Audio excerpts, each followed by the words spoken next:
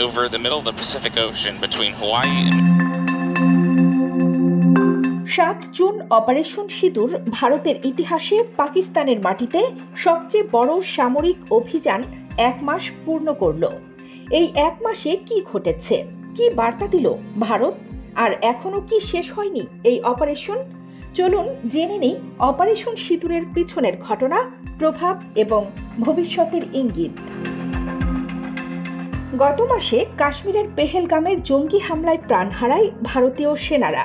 ভারত সরাসরি পাকিস্তানকে দায়ী করে এবং এরই প্রতিক্রিয়ায় শুরু হয় অপারেশন সিঁদুর। ভারতীয় বিমান বাহিনী একযোগে ১১টি পাকিস্তানি বিমান ঘাঁটিতে ক্ষেপণাস্ত্র হামলা চালায়।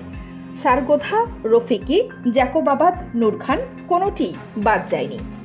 F-16 সহ একাধিক যুদ্ধ বিমান হয় আংশিক ক্ষতিগ্রস্ত।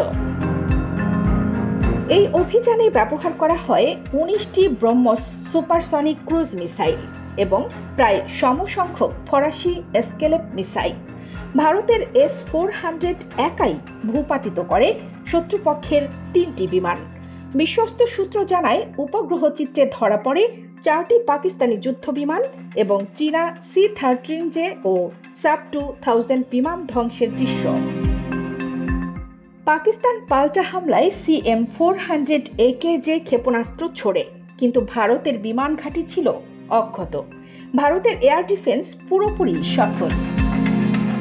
এই অভিযানে ভারতীয় সেনাবাহিনী, নৌবাহিনী, ইসরায়েলি ও পুলিশ ড্রোন সক্রিয় ছিল।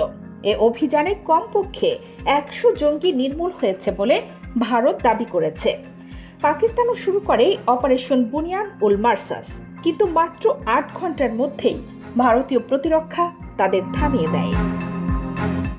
Chief of defence staff Anil Chauhan বলেন, ওদের লক্ষ্য ছিল ৪৮ ঘন্টায় ভারতকে নতজানু করা। আমরা ৮ ঘন্টার মধ্যেই জবাব দিয়েছি। তিনি বলেন, প্রতিরক্ষা মন্ত্রণালয় অনুমোদন দিয়েছে আরও নতুন অস্ত্র কেনার। Kamikaze drone, its missile, artillery shell তৈরি হচ্ছে নতুন সাপ্লাই চেইন। কানিস ফাতেমা, নিপা, খবর সংযোগ।